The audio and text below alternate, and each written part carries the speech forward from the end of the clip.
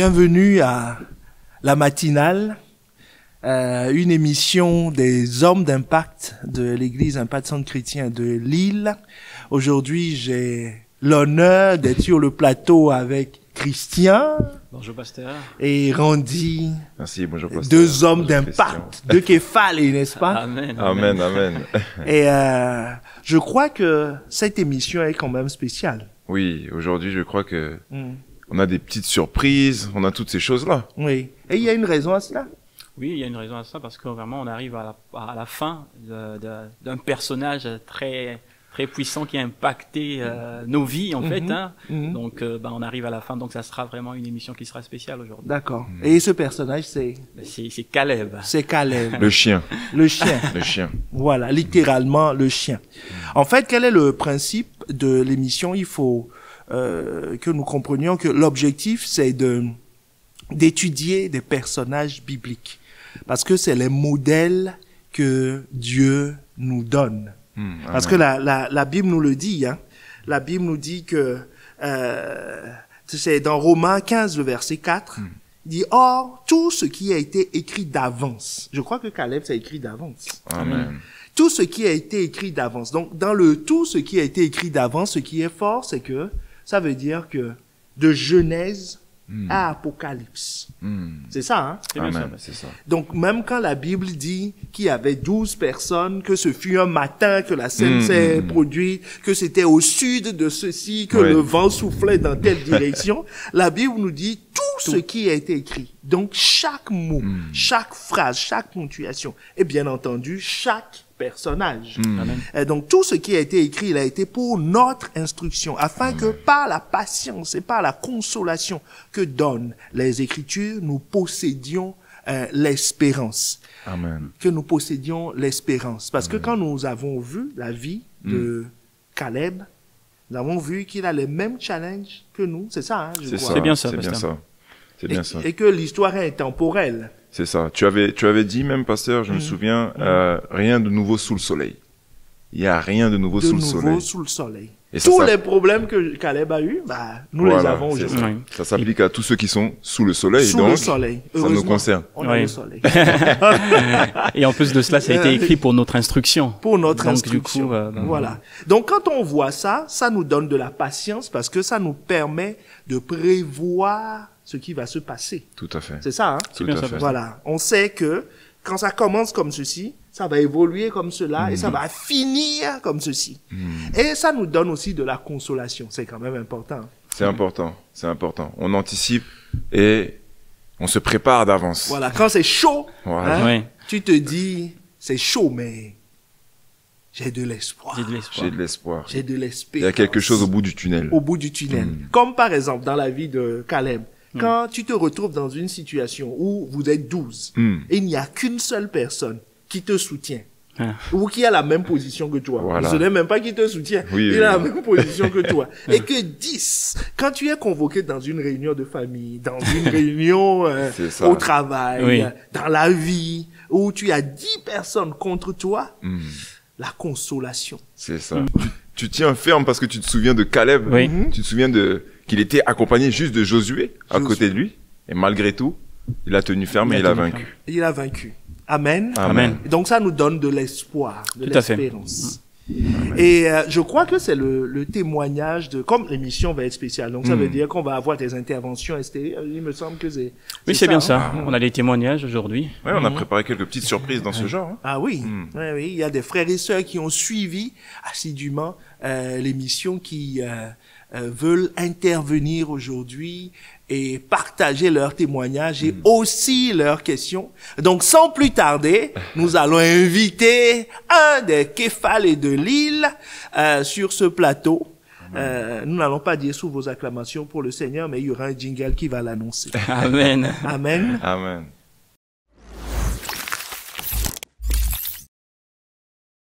Bienvenue, Jules. Merci beaucoup pasteur. Bonjour, Roger. Bonjour Andy. Merci d'être venu. Merci à vous de m'avoir invité. Oui, et on sait que tu suis assidûment les émissions de la matinale. Chaque matin. Chaque matin. Et mais dis-nous un peu, qu'est-ce que ça t'a qu'est-ce que ça t'a apporté? Qu'est-ce que ça t'a appris? Eh ben, un premier point pour moi, ça a été de m'identifier, de toujours, du coup, m'identifier par rapport à chacune des personnes qui sont dans la Bible, parce que j'ai pu comprendre que peu importe ce que j'ai vécu, peu importe ce que je vis, et peu importe ce que je vivrai, il y a quelqu'un dans la Bible sur qui je peux m'identifier. D'accord. Donc, il y a dans la Bible, c'est un condensé de toutes les situations de la vie avec des modèles auxquels il faut juste s'identifier. C'est ce que tu as compris? C'est ça. Que vraiment, il y a rien de nouveau sous le soleil. Peu importe la situation dans laquelle je passe, elle peut être compliquée. Mais maintenant, je sais que je suis pas le premier. Déjà, il y a une nuée de témoins autour de moi qui sont vivants actuellement. Mais il y a une nuée de témoins qui sont présents dans la Bible auxquels je peux et que je dois m'identifier parce que ça a été écrit pour moi. Amen. C'est fort quand même. C'est fort, hein, c'est fort. Et puis, ce qui est fort surtout, c'est que du coup, cette info-là, elle a été donnée lors de la première émission. Oui. Du coup, ça t'a accompagné tout le long des émissions. Donc, t'as pu appliquer ça chaque jour depuis qu'on a commencé. Ouais, effectivement. En fait, c'était vraiment le déclic dès la première émission de me dire que, mais chacune des épreuves que je peux traverser dans la vie, bah, ça a été déjà fait. Ça a été déjà fait et il faut juste que moi, je m'identifie. Gloire à Dieu. Donc, vraiment, il n'y a rien de nouveau sous le soleil. Il n'y a rien de nouveau sous le soleil. Mais souvent, on ne le croit pas. Hein. Comme aujourd'hui, on a des smartphones, on a des ordinateurs. On croit que notre situation est différente de celle d'Abraham, celle de Caleb. Voilà, nous conquérons avec des chars. Eux, c'était des flèches, voilà, qu'on est meilleur. Mais bon, c'est un point qui nous édifie, nous aussi, de comprendre que il n'y a rien de nouveau sous le soleil. Mais une chose est de le savoir. Mais comment, tu as dit quelque chose tout à l'heure qui m'a interpellé, c'est que tu disais qu'il suffit juste de t'identifier. Oui, parce que... Est-ce que tu peux nous expliquer un peu ce que tu veux dire par là? On avait pu apprendre que comprendre la parole, c'est s'identifier, s'identifier à la parole. Et du coup, j'ai pu voir que par rapport aux situations des personnages bibliques, ça pouvait s'identifier à ce que moi je vis actuellement. Mais c'était le fait de ne pas dire ça par exemple, ça c'est Abraham et son Ismaël. Moi j'ai pas de fils par exemple. Donc j'ai pas d'Ismaël dont je dois me débarrasser. Alors que si je m'identifiais, que j'analyse la situation, je peux voir que ça c'est Ismaël par exemple. D'accord. Donc tout ça t'amène à faire des choix en fait. C'est ça. Faire des choix. D'abord, donc le premier choix que tu nous décris, c'est le choix de s'identifier au personnage. Le choix d'accepter que cette histoire me concerne. Concerne. Je crois que c'est aussi le rôle du Saint-Esprit en nous, qui nous interpelle, qui rend témoignage à notre esprit, en fait. Et qui, toute écriture est inspirée de Dieu pour corriger, n'est-ce pas? Donc, quand on écoute ces histoires, Dieu nous interpelle par... certains entendent une voix, certains c'est une conviction qu'ils ont au fond d'eux, certains en fait c'est comme si c'était un film. Ils ont l'impression que on me dit ma vie là. On me dit ma vie là. Qui les a renseignés? Qui les a renseignés? Mais tout ça, c'est en fait nous permet de nous identifier. Nous permet de nous... Donc ça c'est un premier choix que ça t'a amené à faire, t'identifier au personnage. Mais est-ce qu'il y a d'autres choix que ça t'a amené à faire, qui sont compris dans ce choix principal? Ça m'a amené à prendre des décisions, en fait. Ça m'a amené à prendre des décisions parce que, en m'identifiant au personnage, je pouvais voir que, si ce personnage n'avait pas fait ça, c'était, pour résumer, la mort. C'était, pour résumer, la mort. Et il a fait ça, et il a pu continuer avec Dieu, en fait. Il a pu faire pleinement la volonté de Dieu. Du coup, ça m'a obligé vraiment à faire le choix, à faire un choix. À faire les choix. Donc, les mêmes choix que le personnage. C'est ça. Voilà. Quand on s'identifie, on se dit, dans telle situation, c'est ce que lui a fait. Exactement, c'est ça.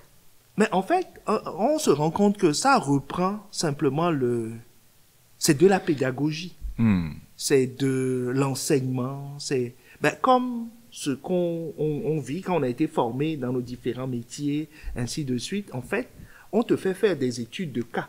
Oui.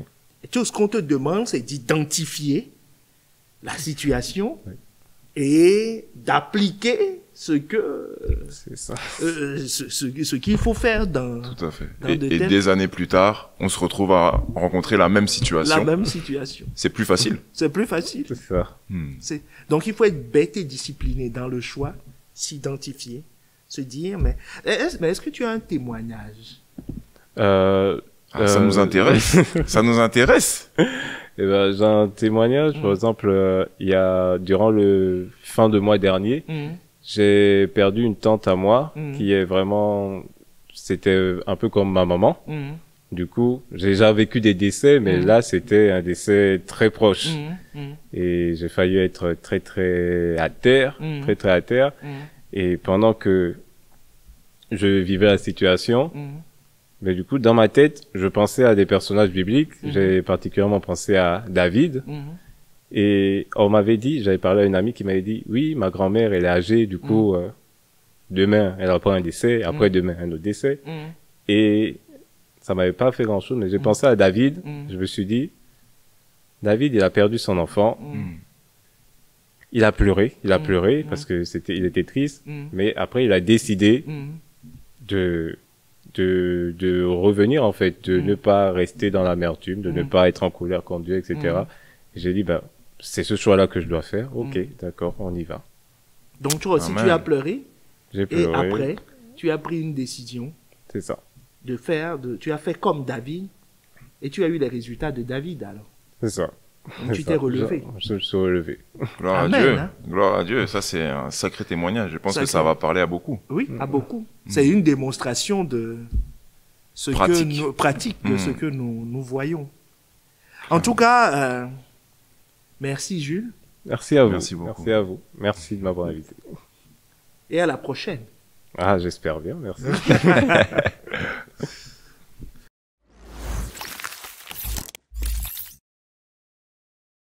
Avec ce que Jules nous a partagé tout à l'heure, en fait, on se rend compte que la parole de Dieu, c'est nos conseillers, c'est notre conseiller, en fait. C'est ça. Ouais, c'est ça. Il n'y a pas mieux. Il n'y a pas mieux. Hmm. Il nous conseille au quotidien. Donc, il est important d'avoir cette parole en nous. Tout à fait. Il faut la connaître. Mm. Il faut l'avoir à côté de soi. Oui. Il faut l'avoir en tête pour que, quand la situation se présente, c'est pas là où on sort la grosse Bible. Ah oui. On commence à fouiller les pages, on dit, mais ça ressemble. Non. Hmm. En fait, il faut, c'est la grâce que nous avons d'avoir de telles émissions, ce que nous entendons Ouais. durant les cultes. Voilà, toutes ces choses sont faites pour nous conseiller. Tout à fait. Mais je crois que dans la vie, vous partagez ce point de vue certainement, que dans la vie, les conseillers sont aussi des personnes physiques. Ah oui. Oui. Oui, oui. On l'a vu au travers l'histoire de Caleb également. Hein.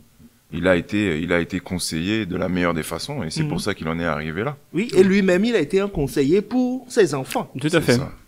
Donc dans la vie pratique tous les jours, Dieu veut nous pousser vers des personnes qui seront des conseillers, qui vont nous orienter en fait, hein, clairement. Donc c'est ça. Mais maintenant, l'enjeu, c'est comment reconnaître ces conseillers. C'est ça. C'est capital. C'est capital. Je crois qu'on a eu une question à ce sujet d'un Tout à fait. frère et nous allons tout de suite écouter sa question en vidéo.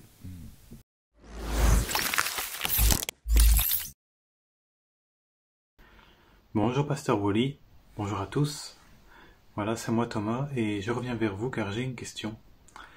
Comment s'entourer de bons conseillers et surtout, comment savoir qu'ils sont bons? Merci beaucoup et bonne journée. La question de Thomas est très pertinente. Très pertinent, pasteur.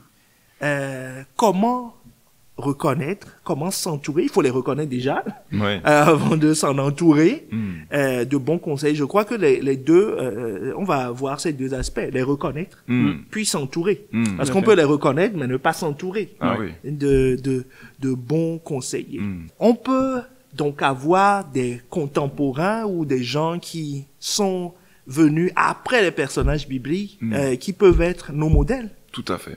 Oui. Tout à fait. Tout à fait. Est-ce que vous pouvez nous en dire un peu plus? Comment, qu'est-ce qui caractérise qu'est-ce qui doit caractériser ces personnes-là? Bon, si Christian, tu permets. Oui, vas-y. Un peu à l'image de Caleb, on a vu qu'il était imitateur de Moïse, qui Moïse lui-même était imitateur de Dieu. Donc, c'est ce qu'on doit retrouver dans ces modèles, dans ces conseillers qu'on a là au quotidien. Il faut qu'ils puissent être des imitateurs de Christ. Donc, c'est pas des modèles autoproclamés parce qu'il a 50 000 vues ou parce qu'il a écrit sur sa photo coach. Non. Ou voilà, où il dit où il est âgé. Ouais, s'il a 60 ans, il dit à 60 ans je deviens un modèle. Voilà un modèle. Non, ça ne marche pas comme ça. Un modèle. Et ou parce qu'il est marié, il devient un conseiller conjugal. C'est ça. Non. Pas du tout. Donc, il n'y a pas une question d'âge ou pas une question de position sociale, mais on doit retrouver certains critères vraiment que l'on retrouve en Christ et qu'on peut voir dans la parole de Dieu. Donc, Christian vient de mettre en évidence un point très important. Donc, c'est que, même en étant jeune, je crois qu'il citait 1 Timothée 4, le verset 12. Il dit que personne ne méprise ta jeunesse, mais sois un modèle. Amen. Sois un modèle. Amen. Sois un modèle. Et ce qui est intéressant, c'est que dans la suite, donc, du coup, de ce verset, l'apôtre Paul va nous dire quels sont les critères, en fait. Avant de dire que quelqu'un est un modèle, Randy nous a dit que on ne se proclame pas modèle. Modèle, c'est que je suis la copie, l'imitateur de Dieu. D'accord? Ouais. Donc, c'est pour ça que ce que nous avions dit précédemment reste vrai quand on citait Romains 15, verset 4. Oui. Que ces choses ont été écrites pour notre instruction. Donc, ces modèles, nos véritables modèles, attestés, golden standard, voilà, qui répondent à tous les critères divins, sont les modèles bibliques. Amen. Maintenant, dans la vie, nous avons des hommes et des femmes, des contemporains que Dieu a élevés, qui répondent à ce modèle-là. C'est très important, je crois qu'il faut qu'on le précise, qui répondent à ce modèle-là.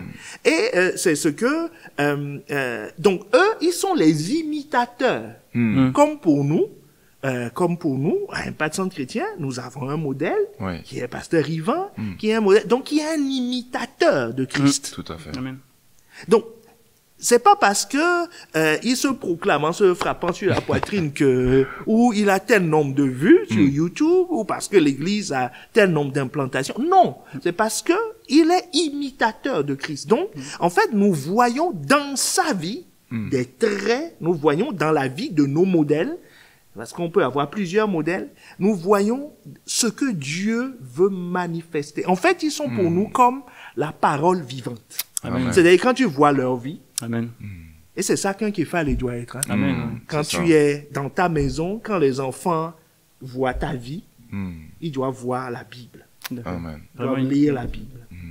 Quand tu es jeune, comme Timothée, ce qu'on lisait dans Timothée 4, là, ce que il n'a pas d'enfant, lui.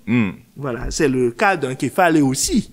Voilà. L'apôtre Paul lui dit, sois un modèle pour les fidèles. C'est-à-dire, quand ils voient ta vie, ils lisent la Bible. Et d'autant plus quand on est jeune. Parce qu'on est habitué à voir un jeune qui vit sa vie, qui profite.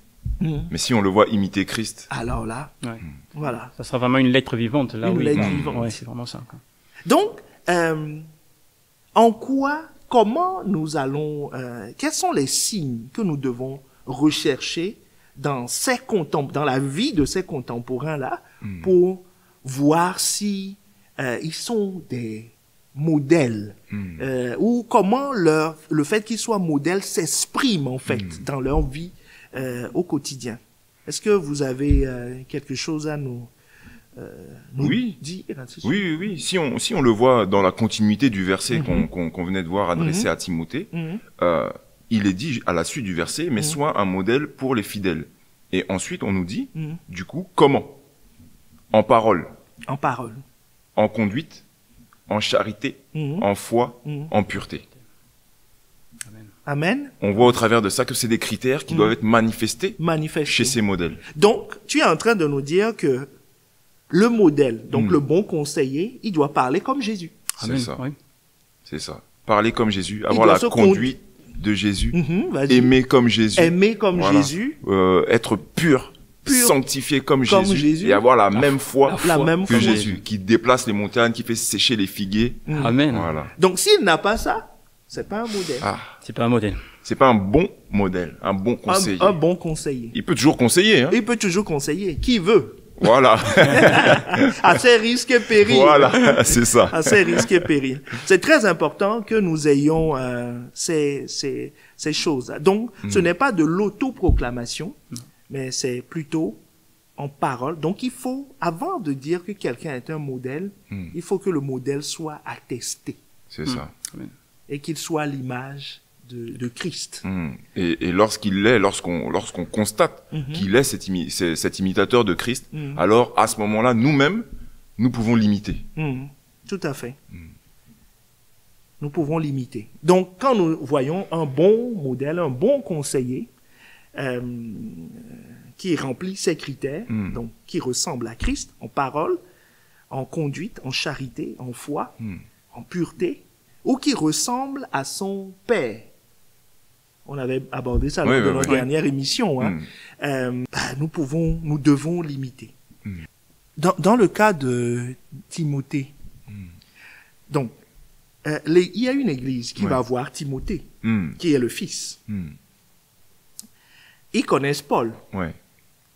Mais c'est des nouveaux convertis qui ne connaissent pas très bien Dieu. Donc, comment ça va fonctionner, l'histoire du modèle? C'est que ils vont voir que Timothée ressemble à Paul. C'est ça. Donc, si Timothée fait quelque chose que Paul ne fait pas, oui, Paul devait voir que Paul, ça doit les interpeller, en fait. Et maintenant, Paul est l'imitateur de Christ. Tout à fait. OK? Donc, c'est ça l'ordre. Paul imite. Donc, mon Père imite Christ. J'imite mon Père. Comme dans le cas de Caleb, nous avons vu, Caleb imite Moïse et Moïse imite Dieu. Comme tu l'avais dit. Amen. C'est ça, Nous allons prendre une autre question. C'est celui du frère Max.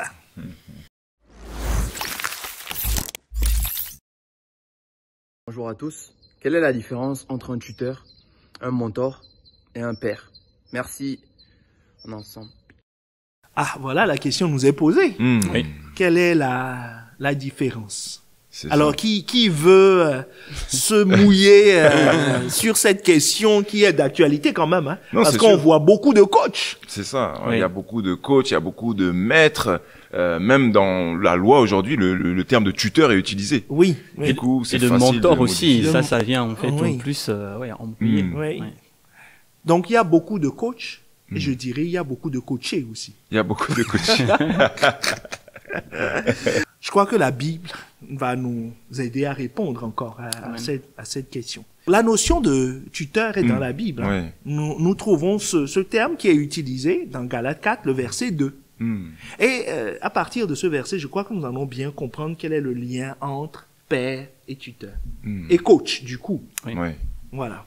Nous avions dit la dernière fois que le père, c'est celui qui a engendré. C'est ça. Je crois que tu as déjà eu des tuteurs dans ta vie. J'en ai déjà eu. Et tu en as encore. Et j'en ai encore. Et j'en aurai Sur le sûrement plan encore. professionnel. Oui. Oui. Mais c'est pas eux qui t'ont mis au monde, rassure-moi. C'est pas eux, non. Donc déjà, il y a une grande différence entre le père et le coach, c'est que c'est le père qui t'a mis au monde et pas le coach. Tout à fait. Et le coach a pour objectif, est censé t'entraîner dans un domaine. Je crois que toi, tu es un entraîneur, toi. Non? J'ai un entraîneur. Voilà. Toi aussi, tu as des gens qui t'ont formé Oui, bien sûr. concernant ton métier. Tout à fait. Moi aussi, moi j'ai des maîtres. Voilà. Tu nous en parles souvent même, pas ça. Ah. Mais je vous parle aussi de mes pères. Aussi. Ah oui. Ah, donc je fais la différence. Oui, tout à Alléluia. Donc On est au bon endroit. on est alors. au bon- Donc nous allons parler de choses que nous vivons, que nous connaissons. Donc le texte nous dit le verset 1, je crois qu'il est important de le lire. Or, je dis qu'aussi longtemps que l'héritier est en bas âge, il ne diffère en rien d'un esclave, quoiqu'il soit seigneur de tout. Nous sommes dans la version Darby. Maintenant, verset 2. Mais il est sous des tuteurs et des curateurs jusqu'à l'époque fixée par le Père. Donc, qui a amené les tuteurs? Le Père. Le Père. Qui a amené le curateur? Le Le Père. Père. Alors, ces termes sont utilisés aujourd'hui, notamment dans la protection dans tout ce qui couvre la protection juridique Ouais. des individus.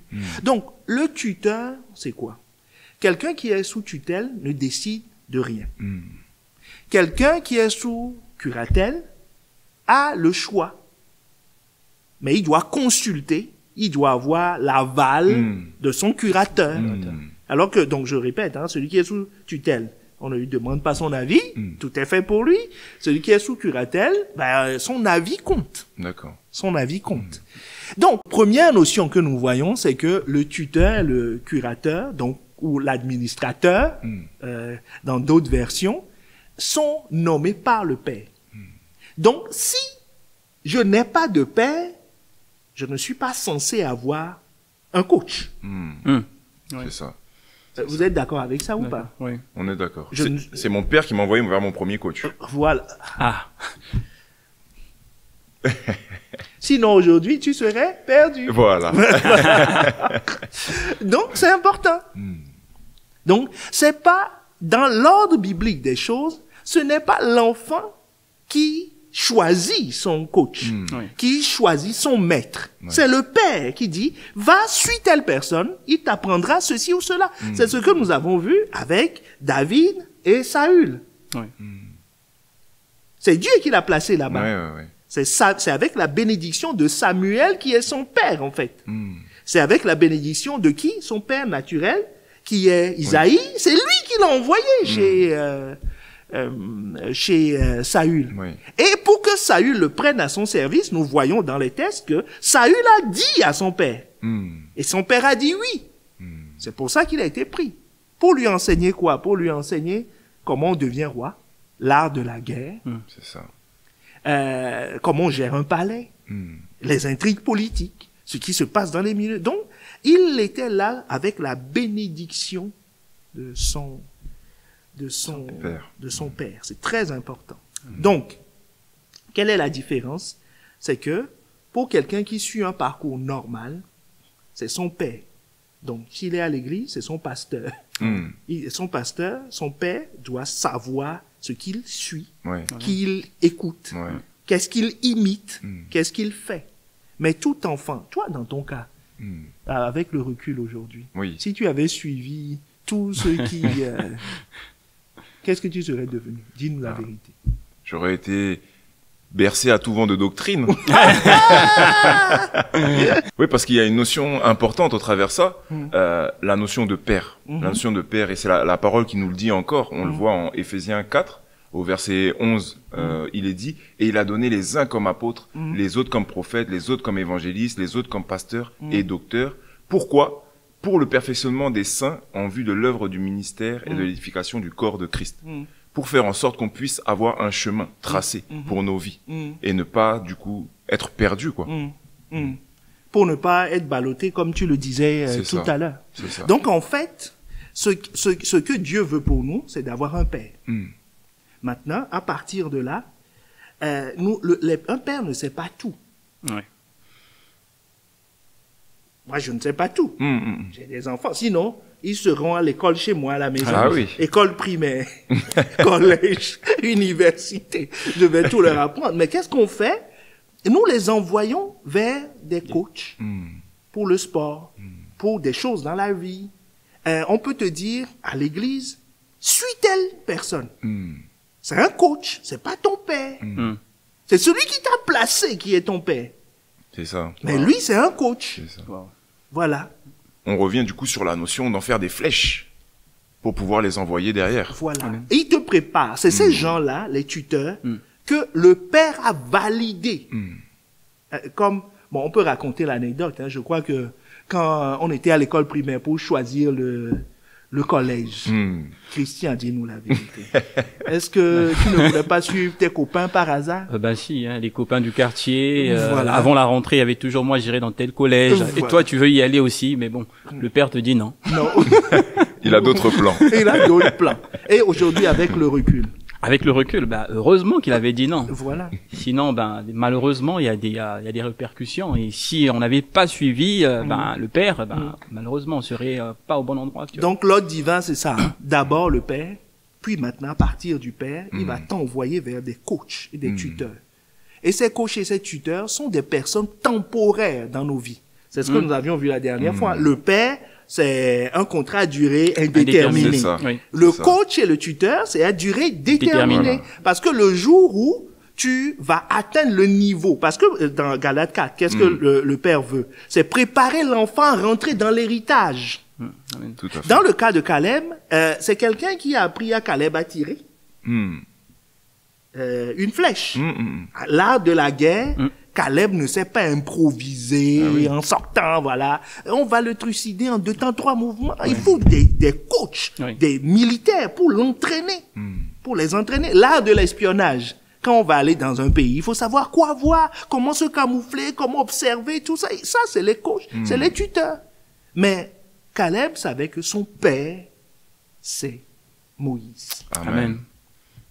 Amen. Très important de ne pas se tromper dans ces choses. Je crois que nous avons encore une autre question. Oui. Nous avons une autre question. On a le frère Eric qui voulait nous poser une question. On a la vidéo, on va pouvoir la passer, je pense. Hein. Oui. Oui.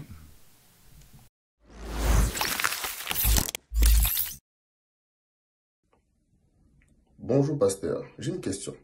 Pour nous qui sommes nés de nouveau, comment pouvons-nous pratiquement défendre notre nouvelle identité dans nos familles biologiques ou encore dans l'environnement professionnel? Merci, que Dieu vous bénisse. Je comprends au travers de cette question, je ne sais pas si vous comprenez la même chose que moi, mais que, en fait, notre frère Iri pose une question sur des situations qui peuvent être conflictuelles entre ma culture familiale, nos points de vue en interne et ce que la parole de Dieu dit. C'est ça. C'est ça les c'est ce que conflits. j'ai compris aussi. Un peu comme ce qui s'est passé avec, puisqu'on parle de modèles. Voilà, il faut qu'on reparte sur nos modèles. Ah oui.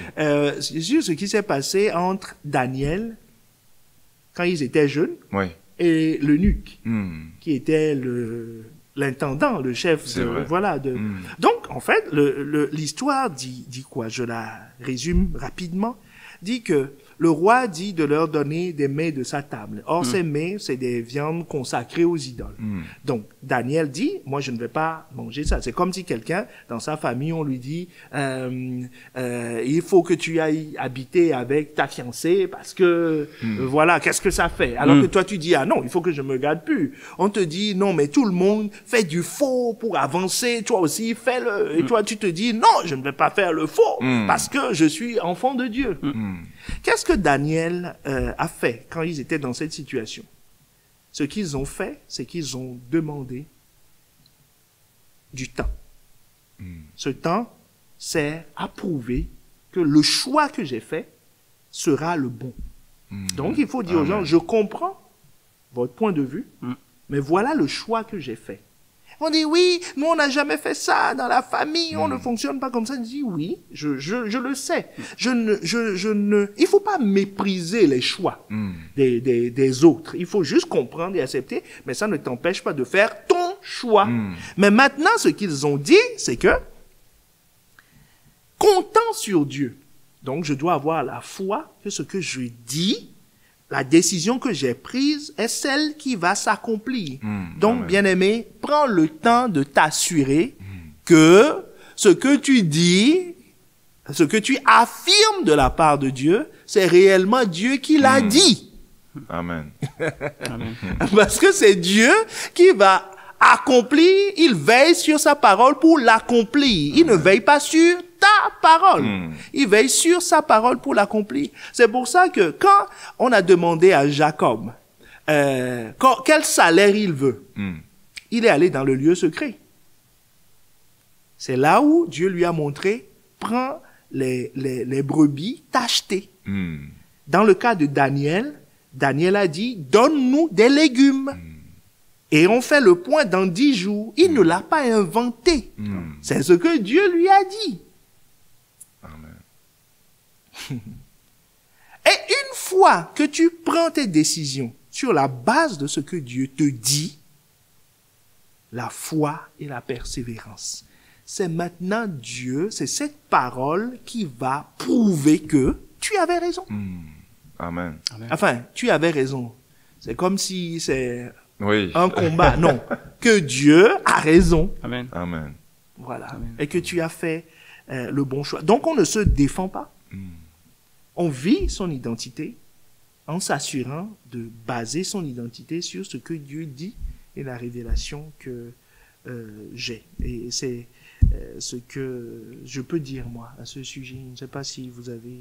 Amen. Non, c'est très complet, hein, c'est très complet ce que tu as dit là, pasteur. Je pense que...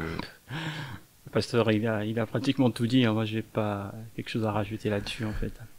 Ah, bah, puisque vous ne voulez pas m'accompagner, nous sommes arrivés à... Non, je vous taquine.